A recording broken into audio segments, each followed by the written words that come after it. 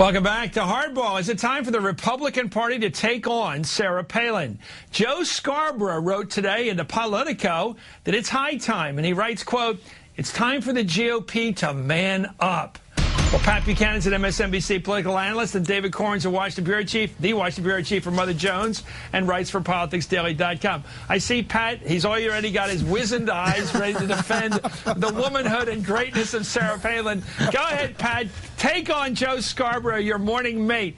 What right is he to say the Empress has no clothes, you ask? He's got every right. He's a columnist and a commentator. He's got a voice. He believes deeply Sarah Palin is not qualified to be president. There are others that agree with him.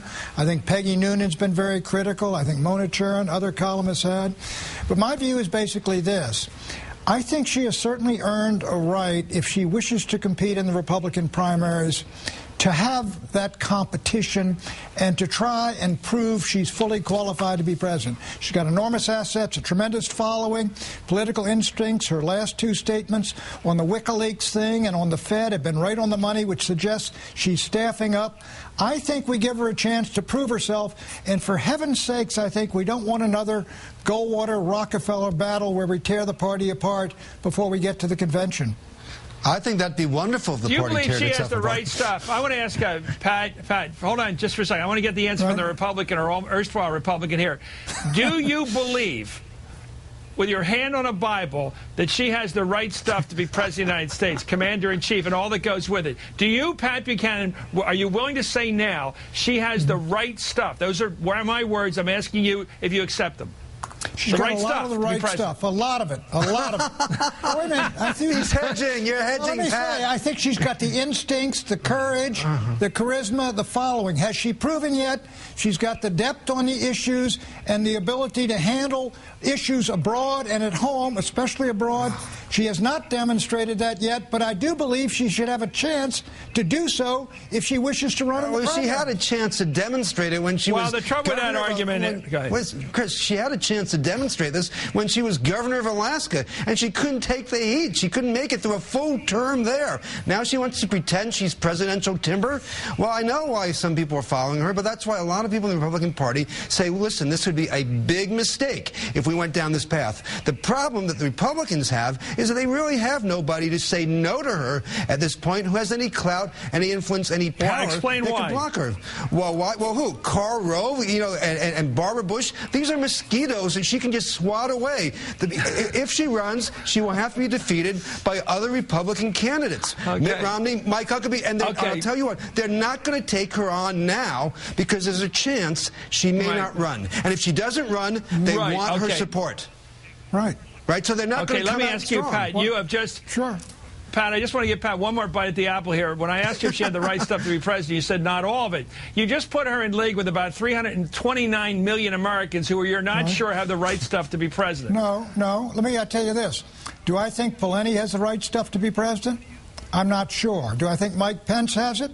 I'm not sure. I think they have to prove that, Chris, in the primaries. Who has Nixon. Well, when Nixon ran, you know what he told me? He said, Pat, they think I'm qualified to be president. Everybody thinks I'm a loser and they don't want me. I'm going to have to prove I'm not a loser by running in every single primary. But no one said he did it. But Pat, no one thought Richard Nixon was unqualified. They might have thought he was a psychopath, but they didn't think he was unqualified. He had been vice president. I mean, he'd been a senator. He'd been a member of the House. This is much different than Sarah Palin and writing a book about how she feels. Chris, Mother Jones is frightened to death of Sarah Palin. I can see it right here. Go ahead. Okay, let's take a look at Joe Scarborough asked my favorite question to John Shadegg, the congressman today. Put him on the spot for a number of minutes this morning with one question. It's the question I've asked. Is she qualified to be president? Republicans don't like this question, not elected ones. Here's the condensed version of this morning. Do you think that Sarah Palin is qualified to be president of the United States? Well, you tell me who came out and trashed QE2. Do you think Sarah Palin is qualified to be president of the United States? Joe, I think that's a decision for the American people. Do you believe that Sarah Palin is qualified to be president of the United States? Do you want to ask me if I believe all the other candidates? No, I'm just asking you one question, John. I'm just asking you one question. I want an answer.